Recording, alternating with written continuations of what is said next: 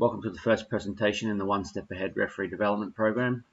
My name's Lee Rosso. We've designed these sessions to enable referees to get better game awareness, develop other skills and awareness of the game, and overall just improve game outcomes for everyone.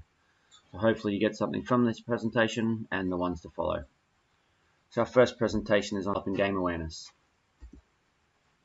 Core aspects of this presentation will be looking at visual cues, game strategies, platform plays, defensive policies, how to play advantage and when to play advantage, and piecing it all together. So visual cues. What are they and how do you identify them?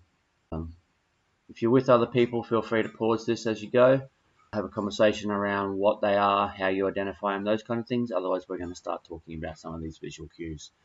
So specifically starting with the half. So what we're looking for as a referee is what position does the half come in at, which way are they facing, their feet, their hips, their body. So most times that first pass off the roll ball is going to go in that direction. We as referees, if we're reading play effectively, should be able to see the direction the half is actually coming in to their position from and position ourselves on that side of the roll ball. Of course, there are other visual cues we need to consider as well. Consider ball maybe passing that direction first. We need to then look at our defensive shape and our attacking patterns and lines that are being run. There may be late movement from supporting players in attack. There may be lines or gaps positioned within the defensive shape, or a shut defense so that the defense is actually in further, allowing a winger to be open on the outside. We need to consider all of these aspects.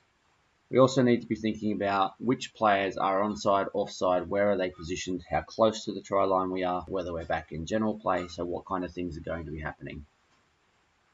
We bring up the first lot of information. We've just spoken about some of this stuff. The half positioning, movement of the person then rolling the ball, so which way do they go? Do they split? Do they move forward? Do they stay stationary? What does that then mean for the next play that could potentially come? We've already discussed movement of support players. It might be a late switch. They might decide that they're going to do a wrap. So how do we pick those things up? What are we looking for? That's what we need to be able to identify. Our passing action then. So if the ball is held in two hands, out from the body, so away from the body, it's very difficult to throw a long pass from that position. Now, some amazing players can do it, but most players, if the ball is in two hands and it's out from their body, they're going to pop a short pass. Okay, if it's tucked into the body and slightly to the one side, it's likely to be a pass, or that gives them the potential for the wind-up long ball action, which is what we need to be able to identify. If the ball is in one arm, therefore like tucked under the body, they're most likely to be just running. Okay, so simple things like that we need to be aware of. Identifying a subset, so if the change of possession occurs deep in one person's half or near their try line, more times than not, they're going to drive to the interchange area, which is the subset. So they might take 2 touches, 3 touches, depending on the quality of the game and the teams playing to get to that position. We need to be making sure we're aware of this and getting on the field before their players do. Fresh legs means speed. We need our fresh legs on before they get theirs. Also means we're able to manage that sub box or interchange area more effectively as we do interchanges prior to the players and get ourselves ahead of the game. Okay, when we're identifying a drive pattern, again, that'll be when a team's coming out from their line because there's no point driving when they're on the opposition's try line. So what are we looking for when we look at that? How are they running it? Usually it's a 3-man play, and what they're looking to achieve is distance. Okay, so the primary purpose of a drive pattern is to drive the ball up the field to gain momentum to get to the other end, to either A, have those middle defenders offside, scoop and run through, or B, gain momentum to get down the other end and then pass. So let's look at an example of that now. Get scored on by such a talented young side. But there we are, paint away scoreboard, 2 tries to nil. Three tries. Sorry, the paint away scoreboard needs a bit of paint away. Try and fix those injuries. There's the Swans now, another rooster set up. Through the likes of Benjamin Moore. Again, we spoke about him, but 6 again. The Sharks this time, getting their mitt in the lane. Carly, you spoke about the wingers' propensity to peel out. Let's see if the boys can read it. Swans now giving the outball back to Benny Moore. We know he likes to run. Great defence by the Sharks middle. Swans unable to breach the Sharks line at this point in time. So Swans versus Sharks, a talented lineup. We mentioned there's some Australian representatives in both these teams already, as there's the link pass, and what a tries. Oh, wow. A great finish by Jackson Walker. So as you can see, the referee in this instance getting themselves nice distance from the head of the roll ball, managing players nice and early, keeping his eye on the ball as they're close. Okay. In a good position, gone deep in that instance so he can still see the ball and what's happening between the players. Moves nice and early towards the direction he believes that the ball is going in, pointing and acknowledging the first potential defender to impact on play. You can see he's slightly behind the line there, giving himself nice, not just distance out of the play, but also the ability to see what's happening and where people are. You see how he moves early as that wind-up pass happens, so you could see the ball was in nice and tight on the chest and slightly back to the right. So as he brought that back, the referee moves straight away out into that position to follow that pass and be on the spot for the try.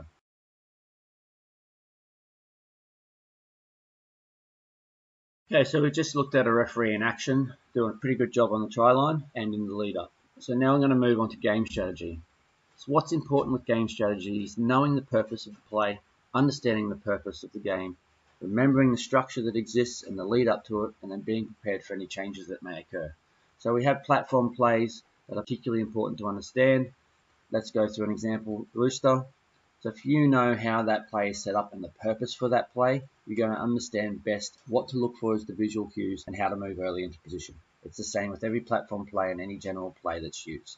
If you understand why the play is set up, who it impacts on greatest, where the advantage is and why that play is actually done, and you can then identify those visual cues or triggers, you will be able to be in position much earlier, which will give you better game outcomes in all the games that you referee.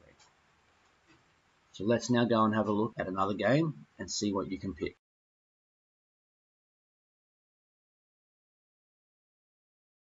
For the Southwest Swans, Leanne Bauer, coach of the Brisbane City Cobras. As Brisbane now working towards their line, we've got sweepers. Emma Holden drives the ball. It's going to be Hannah Forbes with an ML play. They go short phase. Forbes early to Danita Smith, knocked down there by the defender, and they're going to get 6 more touches. The Brisbane City Cobras. I think it shocked the Swans there that they actually rolled the ball that close to the line there, Pride, but happened to go for the second phase option, and a bit of room to move here, but very well covered. Yeah, nice touch. Charlotte Vandermeer with the ball. We've seen her early today score 6 tries in a game, so she's in red hot form. She's well and truly moving up the ranks of our Bristol Paints top try scorer. They need a penalty. No, they're not. Yes, they will. Playing advantage from the officials. So Brisbane with another set. Southwest will be happy so far. Hannah Forbes with the ball. She's going to get a punish play again. They dummy. Paige Folk holds it up, goes back to Forbes. Folk again. So they get Forbes with the roll ball. A little bit of a static start here from the Cobras. Looks like they're going to get Paige Folk sweeping. And she goes at the line. Nice direct line. Happy with the touch on this occasion. Yeah, I think Swannies need to get off that score line because it's a bit of a 50-50 there, Adam. Yeah, definitely. Good call. Expert analysis here from Carly Backs. Hannah Forbes with the ball for the Cobras. Chance for them to press outside the 7, but they suck back to it. It's going to be a Rooster play. They release Danita Smith early, who goes early again to Hannah Forbes. And it looks like it's going to be a strike play here for Forbes on 5. She goes short side, and Danita Smith, you just touched on, Carly, about getting off the line. They've just caught going deep then, and I think I've actually just mixed up Danita.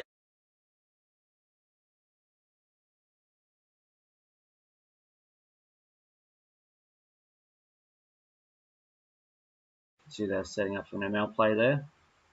It doesn't matter if you don't know all the plays, but the sooner you can learn the plays and how it works, the easier it is to pick these plays and know where to move in terms of the referee. So in this, you would have seen a number of different plays attempted by the Cobras, and the whole reason for that is that Swans' defence was quite strong, getting back quickly and shutting out each of their plays.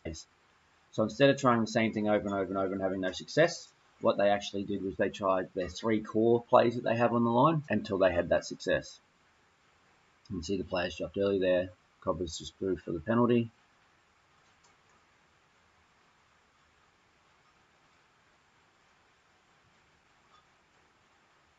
If we're watching the referee's movement, they're coming into the play there with urgency, running backwards though, so they're giving themselves that shape, that openness, so that they can see what's happening. staying quite central. You can see the player running around.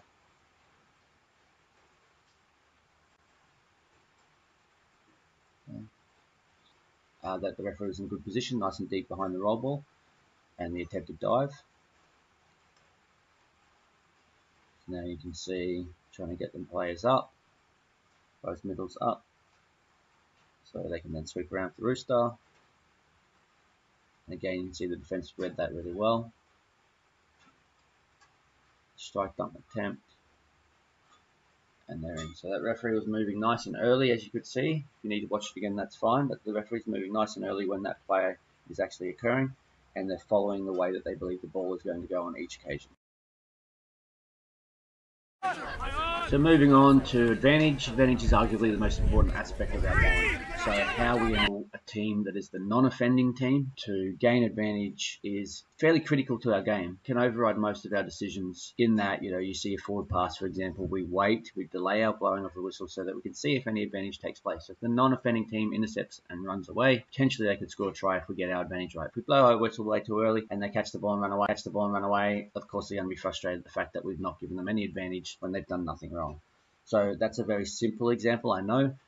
So moving on to advantage. Advantage is arguably the most important aspect of our game. So how we enable a team that is the non-offending team to gain advantage is fairly critical to our game. It can override most of our decisions in that, you see a forward pass, for example, we wait, we delay our blowing of the whistle so that we can see if any advantage takes place. So if the non-offending team intercepts and runs away, potentially they could score a try if we get our advantage right. If we blow our whistle way too early and they catch the ball and run away, of course they're going to be frustrated at the fact that we've not given them any advantage when they've done nothing wrong. So that's a very simple example, I know, but many times in the game where advantage can be implemented by the referee for great success, and many times where we can unfortunately get it wrong, not give advantage, and that can impact greatly on the game. So let's have a look at one video. Let me know if you agree or disagree with whether the advantage is good and why you think that's the case. Okay, so you can discuss that if you're with other people. You can send us some feedback online in our Facebook group, or you can just think about it yourself. Things I do want you to say as you're watching it are, what is the purpose of advantage? Why do we give advantage? Hopefully your primary answer is to ensure that the non-offending team isn't disadvantaged by us applying advantage. So we want a fair, open game. We have to apply the rules, of course, but if we can apply advantage that trumps one of our rules, give the most advantage to the team doing the right thing, then that's what the whole purpose is. We need to think about the length of time that we can give an advantage. In that, I mean, there might be a team dropping early on a roll ball on their try line. We don't want to penalise as the attacking team is driving in. Maybe we missed it, we were too late to get it in initially. Maybe we're looking at whether it's going to be a new pattern. Maybe we're looking at whether it actually has impacted on the play. Remembering that our players dropping early are generally our outside players. So if they're attacking in the middles, it's generally our links that will drop early. So that's what we need to be mindful of. That aside, our length of time, it might be that next roll ball. It's not going to be 3 or 4 roll balls later. If something hasn't happened in 3 or 4 roll balls, the team has gained their advantage already. They've taken the opportunity to gain an advantage. It's like if a player's offside somewhere on the try line again, pass goes out, comes back in away from that player, but then they pass it another 2 or 3 times. Are we giving advantage and coming back for the penalty effectively? Or are we actually then nullifying what's happened and play if they drop the ball and come back for a penalty? We need to think about those things as well.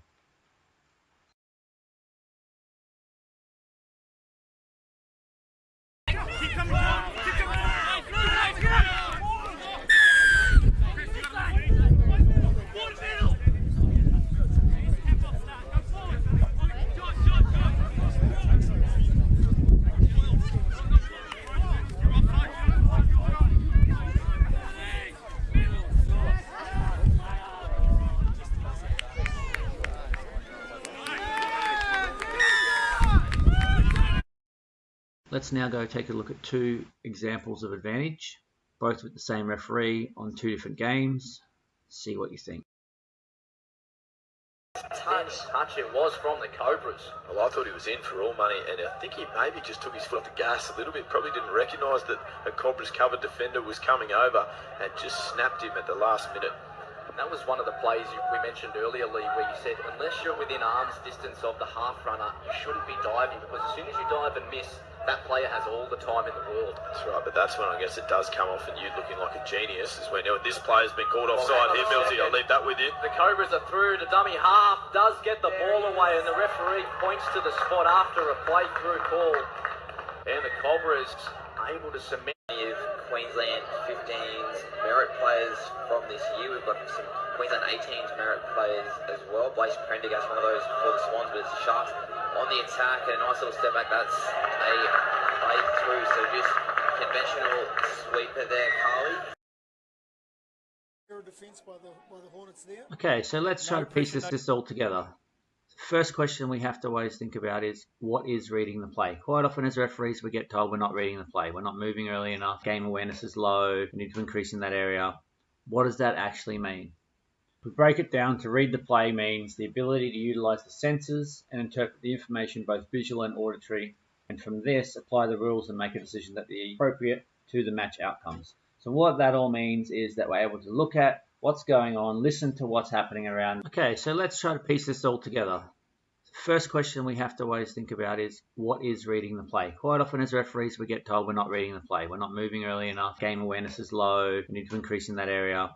What does that actually mean? If we break it down, to read the play means the ability to utilize the senses and interpret the information both visual and auditory, and from this apply the rules and make a decision that is appropriate to the match outcomes. So what that all means is that we're able to look at what's going on, listen to what's happening around us, get a good sense of the game and what's coming, apply rules effectively to that, and really make sure that we've got all those things humming together. So if we're able to see, hear, think about what's coming next, and get ourselves into a position ahead of the game, we're showing great game awareness and our ability to read. Contact around the ball, it was just space, and they'll get the job done if needed. That's nice play too. God, their confidence to throw the ball is right up. Shoot up defence. Look at the space now. Acting half, right in position, hands off the ground. That's Wilton. They drive in. Good early release from Rodimer, which is a good play on that occasion. Sets us up back this side. There's Thompson, draws in that. Have a look at that. 32 was the 32 platform. He picked off that. And he had the short runner running. Now I want you to think. In reading the play, what are we listening for? What are our auditory cues? When do we listen to the defence? In general play, auditory cues are our primary sense.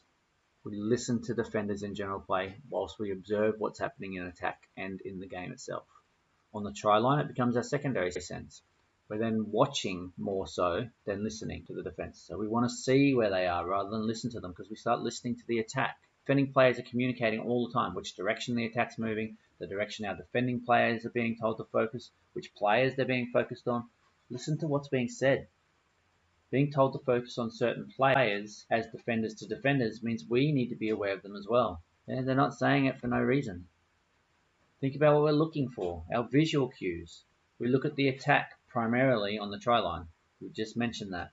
But in general play, that's our secondary sense, because we're listening to what's happening more so than focusing on that attack.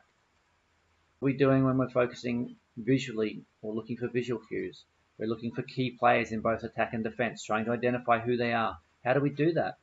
We're looking for those players setting plays up, those players telling their players where they want them to be. Key players are a critical element in our game to be able to identify early.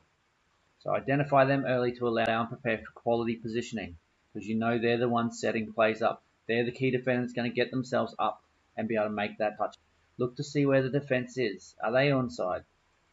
What do we do then? We have extra time if we don't need to manage the onside position. It's very rare in the game when we don't have to do that.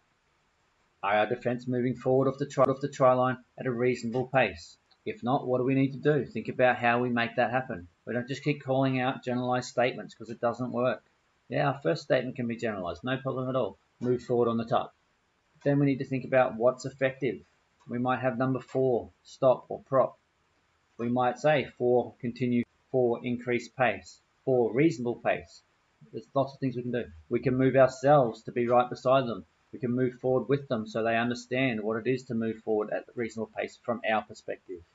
There's lots of different things that we can do to ensure that we are having success in our active management on the try line. Another thing, observe the direction the defending players are focused on, or which attacking players in particular they're focusing on. That helps us identify those sweepers, those playmakers, the key players in the game. And is the attack shaped for the long ball, or are they crammed up to try and put pressure on? We have to consider all of these aspects when we're trying to read play.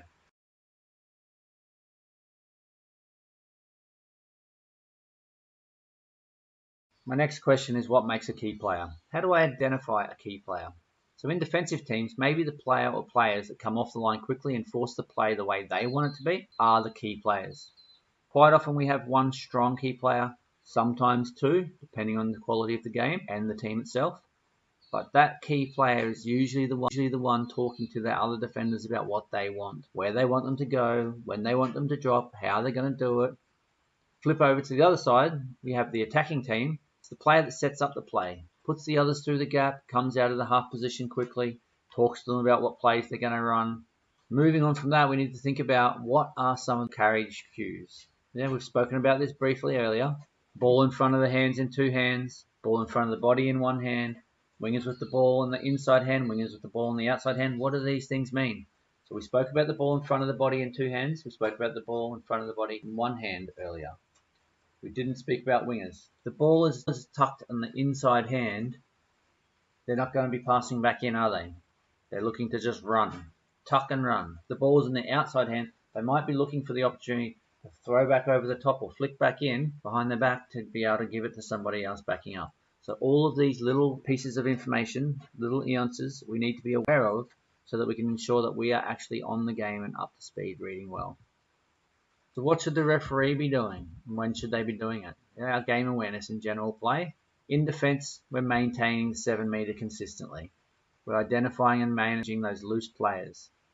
In attack, we're looking for the key players, identifying the attack strategy so we know where the ball's going to go. We know what's going to happen.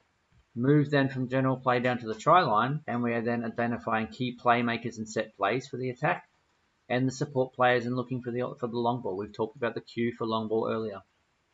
Our defense, what we're trying to make sure is that we identify the deliberate offenses. Those players rushing in to hit the ball, strike the ball, hold the player up. Those players looking to drop out early. Players not moving forward at all. These are the things that we're looking for.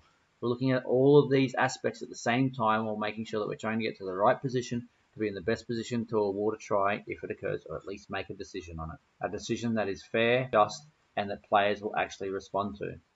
Players are not going to respond to a decision made 20 meters from the ball. Okay, it's just simply not fair. Let's move on to look at an example now. Touch player in the world, and the coach of the Australian men's side joining us in commentary is Tony Trad. Tony, this is a huge blow to the Mavericks losing Hennessy. Well, it certainly is. He's obviously one of the best players in the touch world, so it's a big loss early. However, I think it's changed the way that we're going to play now, and I look to more of a shorter game, orchestrated by number 6, Joel Willoughby, and also some good things from number 12, Dylan Thompson. So it will change the way they play. Not so much of the long passing game, more of the short passing, and what you're seeing right now, walk touch. So Mavericks with first possession of the match, looking to make the most of it. As they go to the left, they will score the first touchdown. Beautifully done by the new... Hopefully you're able to identify at least the attacking key player quite easily in that situation. Now let's move on to game awareness defense. The referee needs an understanding of the following aspects: defensive strategy, defensive shape, game management, in particular using targeted communications and having an awareness of the attack. But also in terms of defensive strategies, they need to work from the middle out. So we used to believe once upon a time that the wingers talked in from the defense to make sure that players stayed out with them. We no longer believe that. Yeah, that does happen in some instances, but generally speaking, our core or our key players in defense are also in the middle. So we have some general defense structures. We have man on, so one-on-one. We have shooting, where we rush up out of the defensive line to shut down the play. We have 1-3-5 formation, so that every second player is offset, and it gives them a chance, 3 players to run up and shut the play while the other 3 set, and vice versa as they go. We move from that down to try-line defense, and there's many other aspects of defense, but these are just some simple strategies. We have shutdown, which is your whole team coming in. One player moves in, the next outside player comes in, the next outside player comes in, and that means there's more pressure put on the ball, and a long ball is the only way around in effective shutdown defense. We have hold or tread, so the players are actually making sure that they're not rushing out on the play. that they're holding on their player and on the line. When we look at defensive policies or strategies, the critical thing for us is to know the purpose of them, understand that purpose, identify possible rule breaches, and preload as much as we can for early intervention. If we can preload our management on our defensive line, no matter where they are in the field, we're going to get better game outcomes. We're going to get better responses. We get better responses, we have less breaches of the rules. It means the game opens up, we have better flow, and every team gets the opportunity to attack fairly. That's what we want in our games. Moving on from that, we have attack strategies. Potentially attack strategies are even more critical to understand the defensive strategies. We have three styles of play. We have static play, expansive play, and direct play. Now, most people have heard of these three terms and understand the basics behind them. So static play, we have the attack pulling up before the try line. It's in front of the defensive line. They try to get the players out. They try to do things like quickies or dump and splits, whatever you want to call the players, and they usually dive over to try and score, beating the defender back to the onside position. Our expansive play then is where we have greater ball movement, more running, width in attack, side running. We may have some phase play occurring, some switches, some wraps, trying to work out as we move the ball around who is the weak defender and where to attack. We then go to direct attack strategy, and that is just that rucking of the ball straight up as far as we can to make that distance gain so that we are putting ourselves in a position to attack more effectively. It may involve some running or scooping from half if they're getting good distance. It may even involve the half getting in behind the defensive line to open up other opportunities. Things for us as referees that we need to be aware of are simple. For static play, we're close to the roll ball. We're watching for square play of the balls. We're looking for forward passes from half. As we move to expansive play, we're looking at changes of angle of the attack. We're mirroring the play as best we can. We're looking for forward passes on the long balls, because quite often there's a long ball zone to get greater advantage. And we're looking at actually applying advantage to phase play rather than shutting down play. When we're at the direct play, we're usually wider on the midfield so that when they're driving, they're not driving directly at us. It enables us to see the roll ball, look for infringements in that roll ball area. It also enables us to manage our offside play more effectively. If we can give early advantage calls and early management calls, we will open the game up for greater outcome. We're going to move on to watch a video now. I want you to think about, what do you see the players doing? Why are they doing it? And what does that mean for us as referees? Where do we need to position ourselves? How are we going to manage situations easily? Ultimately, how will the best game outcomes possible from our actions?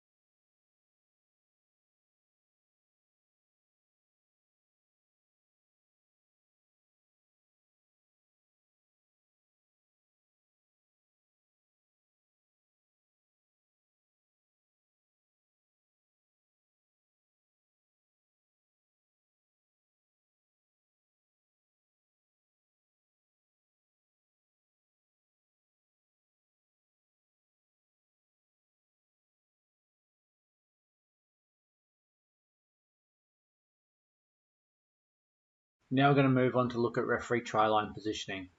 Our red zone, our critical point. This is where we have to be on song. This is where we have to be at our best. So on a tight read, our control referee is looking at our middle players. Our off-field referees are looking at our wings and our links. It's a 2-2-2 split, as we used to call it. Middle referee is controlling the middle two players. Each off-field referee is controlling the outside two players. Our communication and our work as a team is what's critical in this space. Now, ultimately, the middle referee or control referee has control over all six players. We know that. But if we can work effectively together as a team, ensure that we're looking after 2 players each, it means that we can look at other features and other aspects of the game and make sure that we're operating to the best of our abilities. So think about a long ball situation. If we're identifying the set plays that lead up to that, we move early because we see the wind up or any other visual cue that triggers us that a long ball is happening, and we have a clear line of sight when we're coming in, we can make a great decision about whether to try or not a try. We can see the ball leave the hands. Was it forward? Was it backwards? We run on an angle deep if we're far from the ball where that long ball's hitting so that we open up our line of sight. All of these aspects lead together to give us our best game outcomes. Communication. Communication is the number one trigger, our number one aspect, our number one benefit. If we can communicate effectively, our whistle stays in our pocket, so to speak, for most of the game. We talk to players early. We give advantage whenever we can. We communicate about every aspect of the game that we can. That leads to better outcome. If we are providing our preemptive messages through what we call preloading, then the game is going to run much smoother. We're going to get better results and better reactions from players. If we can preload the touch count, it means that we're calling the touch prior to it occurring, in that we say 3 coming, rather than wait for the touch to occur and then say 3. It gives us much more time to manage the game. We can manage what's happening with defenders into the touch. We can manage defenders onside. We can manage attackers in the way that they're then coming in or driving at defenders to ensure that everything is above board. If we can preload every aspect of our game and then manage from there, rather than being reactive to situations, we're proactive about them. We get better game outcomes. Let's have a look at an example of some quality try line positions.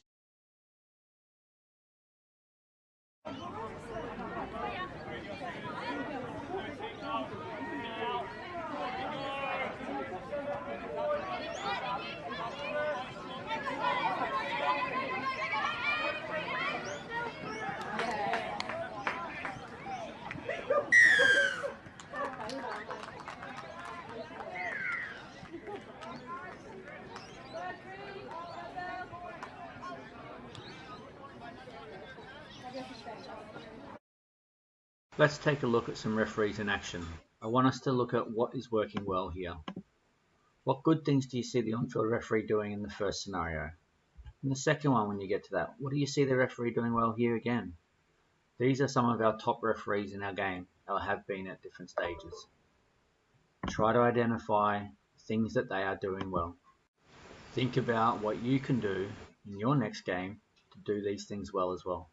This is all about development, refining our skills, improving what we do, all just to ensure that we are having the best game outcomes possible for everyone involved. Good luck.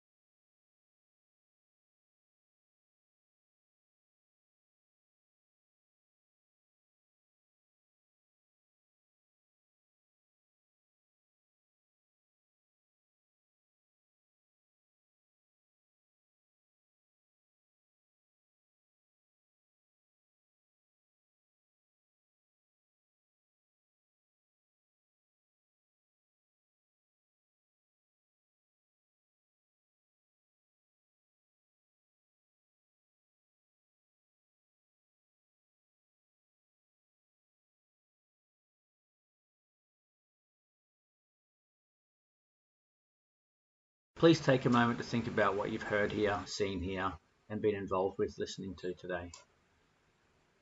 Think about how any of this can help you or others that are involved in our sport of touch football. Feel free to share the link to this video and those that come further in our series. We hope that you have learned something from this video or have seen something that someone else may learn from that will help them better their game. Thank you for listening to the first in this series. We hope that it has helped. Please provide us with feedback if you wish to, either direct to Lee on his email or on our Facebook site.